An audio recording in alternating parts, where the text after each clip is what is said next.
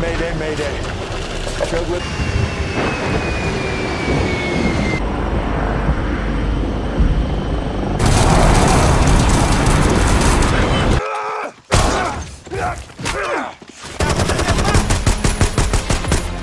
Halo para penonton setia, kembali lagi di channel Spoiler Warning. Kali ini akan kembali menceritakan sebuah kecelakaan pesawat yang terpaksa mendarat di sebuah pulau yang dihuni oleh para kelompok bersenjata. Hingga seluruh penumpang menjadi tawanan mereka. Mampukah mereka selamat dari kelompok senjata tersebut? Kita mulai saja ceritanya. Film dibuka dengan memperlihatkan latar belakang di sebuah bandara di negara Singapura, berfokus kepada seorang pilot bernama Brody yang diperankan oleh Gerard Butler. Ia kelihatannya sangat tergesa-gesa atau terburu-buru karena terlambat untuk melakukan tugasnya sebagai pilot. Meskipun terlambat, ia menyempatkan waktunya beberapa menit untuk menelepon bersama anaknya yang saat ini sedang liburan di Hawaii. Brody juga berjanji akan menemui anaknya setelah pekerjaannya selesai, dan kali ini penerbangan dengan rute Singapura ke Tokyo. Dan kali ini Brody ditemani oleh co-pilot bernama Samuel. Dirinya menyampaikan untuk penerbangan kali ini akan menghadapi dan melewati cuaca buruk di Laut Cina Selatan. Here before midnight. You're still in Singapore. English, I'm guessing? Hell no. Seorang pramugari bernama Mona menyampaikan kepada Brody bahwa penumpang berjumlah 14. Mona meminta Brody untuk datang ke kabin pesawat dikarenakan ada polisi yang membawa buronan. Buronan itu merupakan tersangka yang terduga telah melakukan pembunuhan. Dia bernama Louis. Apapun alasannya, Brody mengizinkan buronan itu untuk tetap naik pesawat, namun dengan catatan harus di bawah pengawasan polisi. Dan sebelum melakukan penerbangan kali ini, sang kapten memberitahukan kepada semua penumpang bahwa kali ini mereka akan melewati rute perjalanan Laut Cina Selatan yang sangat besar kemungkinan akan ada hambatan berupa guncangan yang sangat besar. Dan oleh sebab itu, Brody meminta kepada seluruh penumpang untuk tidak panik saat pesawat melewati area tersebut. Singkatnya, pesawat itu mulai lepas landas yang menandakan perjalanan dengan rute menuju Tokyo telah dimulai. Terlihat para penumpang menikmati perjalanan dengan senyum dan riang gembira. Yang di saat itu juga Brody curhat kepada Samuel tentang kenangan kelamnya saat istrinya meninggal 3 tahun yang lalu, yang dimana dirinya harus berjuang membesarkan anaknya sendirian hingga dewasa dan tanpa kasih sayang dari seorang ibu. Tanpa disadari, pesawat kini telah berada di area badai. Hingga pada akhirnya Brody memutuskan untuk menghubungi pusat kontrol untuk meminta menaikkan jarak ketinggian untuk meminimalisir terjadinya kecelakaan atau terkena sambaran petir. Where's home? Daniela goes to college in California. We're cutting right through the top of this. Blizzard 119 requesting flight line to... Terjadi guncangan yang dimana Brody menyuruh Samuel untuk mengambil alih kemudi pesawat. Sementara dirinya akan mengecek kondisi kabin pesawat untuk memastikan keamanan para penumpang.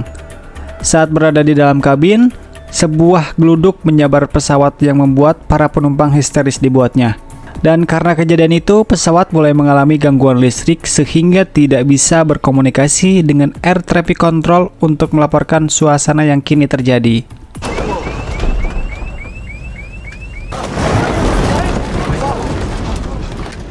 Control. Copy that. Does anyone have our position?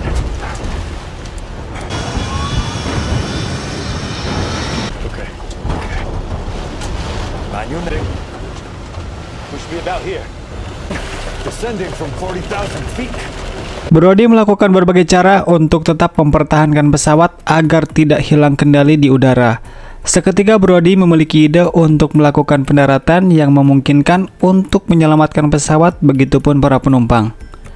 Mona yang sibuk memberi arahan kepada penumpang agar selalu memakai sabuk pengaman. Di saat kepanikan terjadi, polisi yang ngeyel melepaskan sabuknya sebab ingin mengambil handphone yang terjatuh. Meski telah diperingati berkali-kali untuk tetap berada di kursi dengan sabuk pengamannya, alhasil polisi itu harus mati kepalanya terbentur ke dinding kabin pesawat.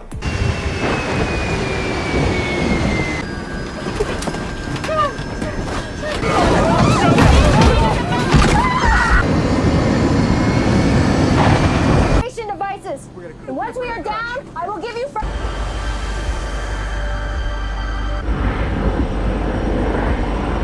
Setelah pesawat berhasil mendaratkan dan menyelamatkan para penumpang, sialnya di pulau itu sama sekali tidak ada sinyal, begitupun dengan daya mesin pesawat yang benar-benar mati akibat tersambar petir. Yang artinya mereka tidak bisa menghubungi untuk meminta pertolongan. Salah satu cara untuk meminta pertolongan adalah mencari menara radio di sekitar pulau, dan sementara itu Samuel berusaha memperbaiki kerusakan pada pesawat.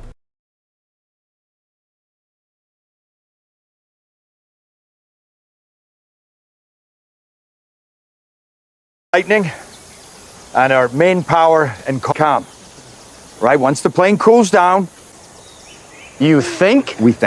Very. Dikarenakan persediaan makanan yang sangat terbatas, Samuel menyampaikan bagaimanapun keadaannya, mereka harus tetap menghemat dan membagi rata makanan sesama penumpang sebelum tim bantuan datang. Sementara sang kapten mengamankan jasad polisi dan menemukan sebuah pistol dan barang miliknya beserta berkas tentang Louis yang seorang buronan. Dalam berkas itu dijelaskan bahwa Louis adalah seorang buronan yang sangat berbahaya, seorang mantan prajurit yang terkena kasus. Di saat itu juga Samuel menceritakan bahwa mereka kini berada di Pulau Julu atau Sulu yang dikuasai oleh pasukan separatis yang memberontak kepada pemerintah Filipina. Konflik terjadi antara sesama penumpang yang dimana situasi seperti ini, salah satu penumpang masih sempat membuat video yang merekam Louis sedang duduk terdiam, hingga emosi dibuatnya. We all are alone in the jungle. There's our lovely plane that decided to fall out. Sementara itu, kita tinggalkan mereka sejenak dan beralih ke kantor pusat maskapai yang terletak di kota Nyunyong, di mana para pemimpin perusahaan mulai melakukan upaya pelacakan terhadap penerbangan pesawat komersial yang kehilangan kontak. Salah seorang pemimpin perusahaan yang bernama Terry segera menghubungi seorang spesialis dalam bidang pelacakan untuk melakukan pencarian di sekitar wilayah Filipina Barat. Bahkan, ia juga meminta kepada pemimpin perusahaan untuk mempersiapkan siaran pers terkait hilangnya pesawat tersebut, yang kemungkinan besar telah melakukan pendaratan darurat akibat cuaca yang sangat buruk. Everyone, this is David Scarsdale. That. It's airline protocol. That's barely tip money on this deal. Mercenaries. Terry. Assets, what are your best options? Well, with no survivors, a hijacking with the... Karena persediaan makanan dan minuman mulai habis, Brody yang gak mau cuma diam saja akhirnya memutuskan untuk keliling pulau mencari menara radio. Sebelum pergi, Brody melihat si Louis yang lagi duduk santai, terus mengajak pria itu untuk keliling dan berjanji akan melepaskan borgolnya, asalkan dia nggak ngelakuin hal-hal yang aneh-aneh dan mau menuruti perintahnya. Di sisi lain, cerita film beralih ke seorang penduduk pulau yang berlari tergesa-gesa buat ngasih tahu pemimpin kelompok separatis bernama Asur bahwa dia baru saja melihat pesawat komersial terbang rendah. Si pria itu juga yakin banget bahwa pesawat itu udah mendarat darurat di pulau mereka. Mendengar kabar itu, Asur langsung memerintahkan anak buahnya untuk mencari pesawat itu dan menjarah barang yang bisa diambil. Masyadong mababa ang Berita tentang hilangnya pesawat komersial mulai ramai dibincangkan di berbagai media sosial. Bahkan Sarah yang mendengar kabar itu langsung khawatir banget sama keadaan ayahnya. Dan dia juga berburu-buru coba menelpon ayahnya, tapi nggak ada satupun jawaban dari beliau. Kembali ke Brody dan Louis, mereka lagi keliling pulau sekitar cari menara sinyal. Brody menceritakan kalau dia sempat menemukan pisau lipat dengan logo militer di barang-barang yang disimpan oleh polisi, dan ternyata pisau itu milik Louis. Hingga bisa ditebak bahwa dulunya Louis ini ternyata mantan militer atau pasukan khusus yang dipecat gara-gara suatu kejahatan atau kasus yang menjeratnya. Tapi pas lagi asik mengobrol, Louis yang dapat kesempatan untuk kabur tiba-tiba menghilang. Di kantor pusat penerbangan New York, Terry kembali mengadakan rapat dengan para petinggi. Mereka akhirnya menemukan fakta bahwa Brody yang ternyata adalah orang Skotlandia dan dulunya anggota pasukan khusus Angkatan Udara. Selama 20 tahun dia jadi pilot. Tapi gara-gara suatu insiden atau kasus di mana dia menganiaya seorang sampai babak belur, dia malah diturunkan pangkatnya jadi pilot biasa. Sementara itu, Brody yang sempat ditinggal kabur oleh Louis akhirnya sampai di sebuah bangunan menara komunikasi. Di salah satu ruangan di mana dia menemukan telepon yang sudah rusak, dia pun akhirnya berusaha memperbaiki dengan menyambungkan beberapa kabel biar bisa dipakai lagi. Setelah teleponnya berhasil menyala kembali, dia buru-buru menghubungi customer service penerbangan dan memberitahu kode pesawat serta insiden pendaratan darurat. Tapi si customer service itu malah menganggap itu adalah hoax karena seharian ini banyak orang yang menelpon soal pesawat komersial yang hilang. Karena diabaikan, Brody akhirnya menelpon putrinya, Sarah, dan dia meminta untuk mencatat semua informasi penting soal lokasi pesawat, jumlah penumpang yang selamat, serta kondisi mereka yang mulai kehabisan makanan.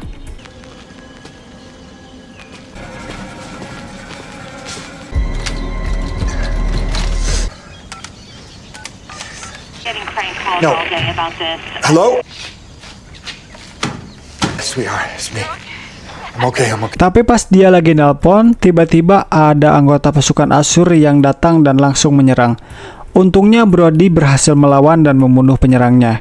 Tidak lama kemudian, Louis yang sudah beres berurusan sama musuh juga datang bawa senjata. Pas mereka mau pergi, mereka melihat rekaman video di salah satu ruangan bekas tahanan, dan di video itu kelihatan pasukan separatis lagi menyekap korban untuk meminta tebusan ke keluarganya.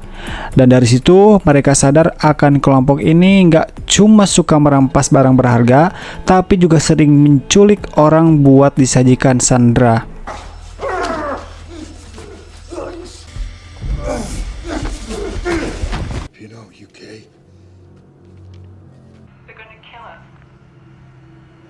Setelah melihat rekaman itu, mereka berdua buru-buru balik ke pesawat untuk memberitahu para penumpang tentang bahaya yang akan segera mengancam mereka. Sementara itu Samuel yang lagi sibuk memperbaiki pesawat, tiba-tiba didatangi oleh pasukan Asur yang langsung mengancam dengan senjata dan minta daftar penumpang.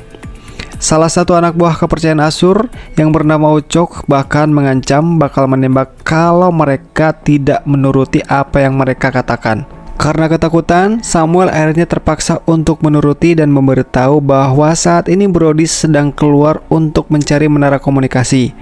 Tapi tiba-tiba ada salah satu penumpang yang panik dan berusaha untuk kabur. Sayangnya dia malah ditembak mati di depan semua orang. Bahkan suaminya yang coba melawan juga berakhir tragis, ditikam sampai tewas. Setelah itu, para penumpang yang tersisa dibawa ke markas untuk dijadikan sebagai tawanan. Sementara itu anak buah Asur mulai menjarah barang-barang mereka. Saat pasukan Asur mulai beranjak pergi, Louis dan Brody diam-diam mengintai pergerakan dari dekat dan melakukan penyerangan kepada salah satu pasukan Asur atau pemberontak dan menyandranya.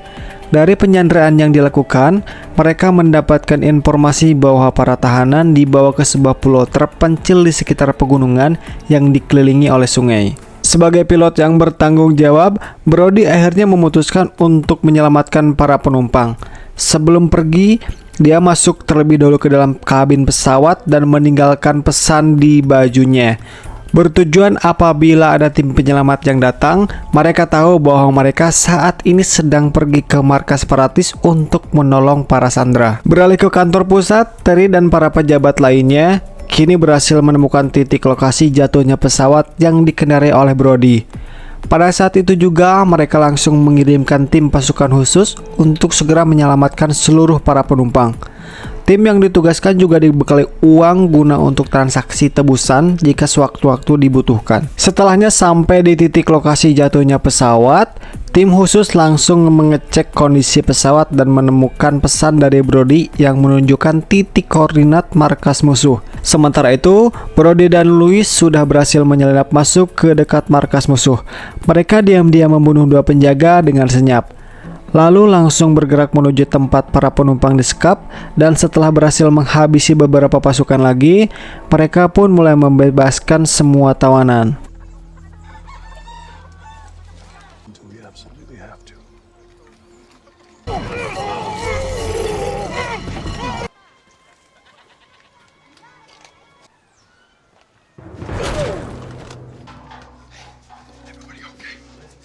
Setelah bebas, para penumpang langsung diarahkan masuk ke dalam bus sebelum keberadaan mereka diketahui oleh para pemberontak.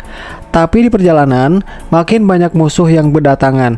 Akhirnya, dengan heroik, Brody sengaja menyerahkan diri buat mengalihkan perhatian mereka. Dia bahkan pura-pura mengancam kalau tim pasukan khusus sudah dalam perjalanan untuk menyerang mereka. Tetapi Azur, si pemimpin separatis itu, tidak peduli dan malah membalik mengancam bakal membunuh Brody serta memaksa setiap negara buat membayar tebusan untuk para penumpangnya. Saat Brody hampir ditembak mati, tiba-tiba pasukan khusus datang tepat waktu. Mereka langsung menembaki musuh dan setelah berhasil membunuh beberapa orang, mereka bergegas menuju pesawat. Dan sesampainya di landasan, Azur memerintahkan anak buahnya untuk mengejar pesawat agar tidak bisa kabur. Sementara itu, setelah para penumpang berhasil naik, pasukan khusus langsung berjaga di sekitar pintu masuk untuk menahan serangan musuh yang berujung pada baku tembak sengit.